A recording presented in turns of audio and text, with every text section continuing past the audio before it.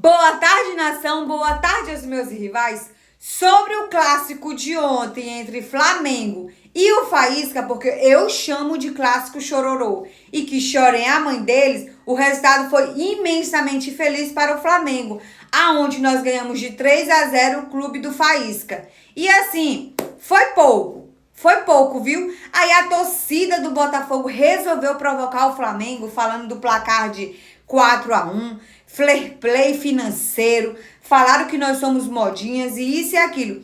Provocaram na arquibancada, só que os jogadores não conseguiram sustentar a provocação dentro de campo. Não conseguiram porque não jogaram.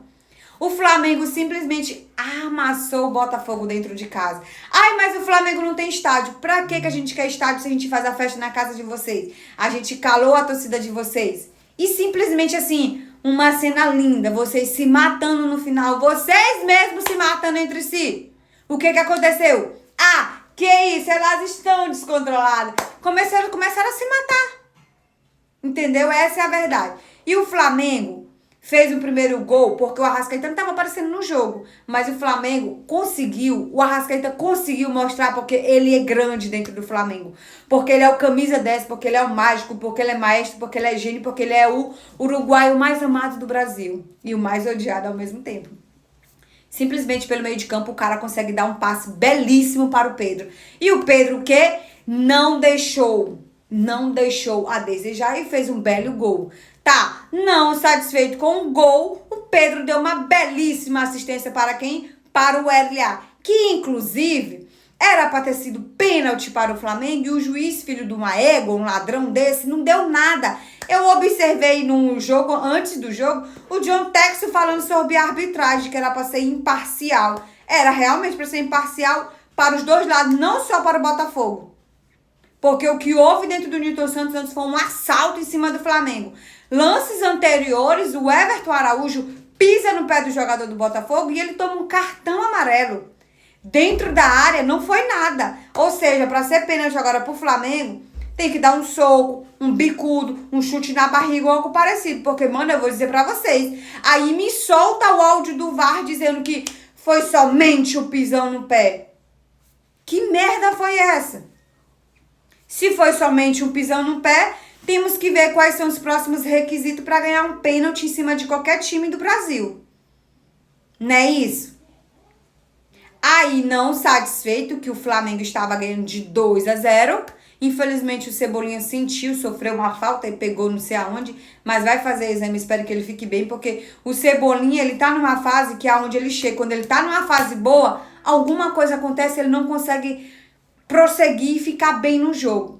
Estão criticando o Samulino, que diz que era para colocar o Cebolinha no lugar do Samulino, etc. Mas eu acho que a gente deve dar tempo ao tempo. Eu também critico porque eu quero ver o melhor dos meus jogadores. Porém, nem todo dia vai dar bom. Mas ontem deu muito bom. Voltando ao jogo, o Carrascal entrou e o Plata também, aonde o Cuiabano vem deitando em cima do Carrascal e ele dizendo, não me larga que eu não te quero. Ele vai lá e dá um passe belíssimo para quem? Para o Plata, que faz um gol lindíssimo de cabeça. Eu tenho para mim que o Plata ama fazer gol em time de preto e branco. Porque ele gosta. Se ele quiser fazer um gol em cima de um time chamado Palmeiras domingo, eu já aceito sem problema nenhum. Lembrando que o jogo é domingo, gente. Praticamente a decisão do Brasileirão.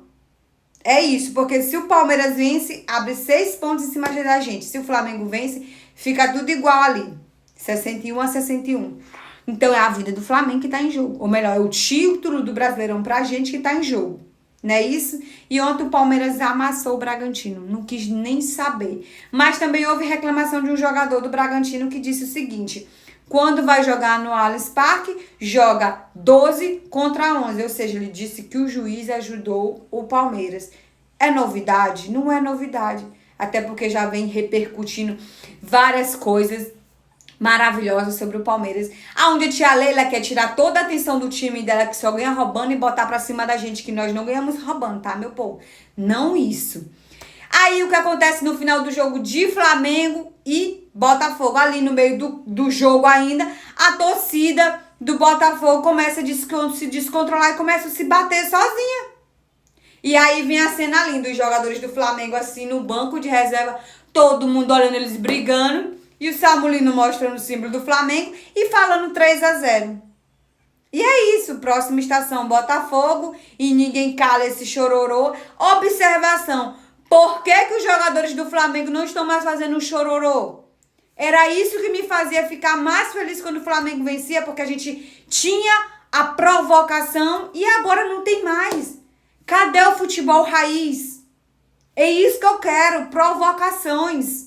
Porque, mano, não dá, velho. Não dá. Mas é isso.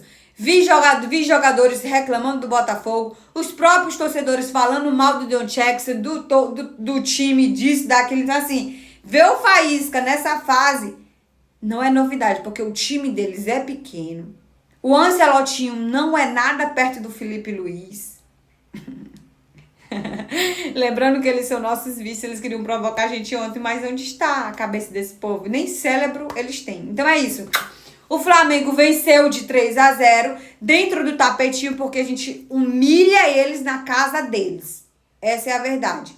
Então agora seguimos para domingo, aonde realmente é o jogo da vida. Ontem foi um jogo muito importante. Foi um jogo belíssimo do Flamengo e eu espero que o Flamengo continue atuando bem. Observação, Eric Pulgar voltou. Ontem ele foi super discreto, mas eu vi ele levantando um jogadorzinho ainda.